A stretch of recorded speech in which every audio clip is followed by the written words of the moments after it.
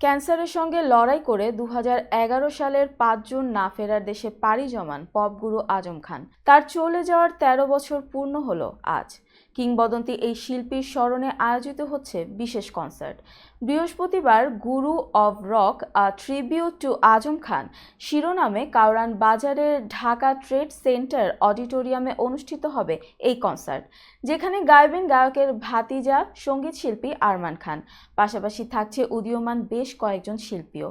কনসার্টের আয়োজন করছে দ্য অ্যাটেনশন নেটওয়ার্ক।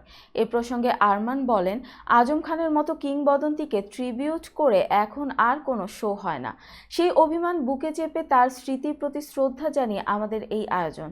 এই অনুষ্ঠানে আমরা 3 কাজিন মানে চাচার 2 মেয়ে ইমা ও অরণি এবং ছেলে হৃদয় খান উপস্থিত থাকবে। তিনি আরও বলেন, এতে আমি ও আমার ব্যান্ড কোনো পারিশ্রমিক নিচ্ছি না, বরং অনুষ্ঠান থেকে প্রাপ্ত অর্থের একটা অংশ আমার চাচাতো ভাই বোনদের হাতে তুলে দিতে চাই।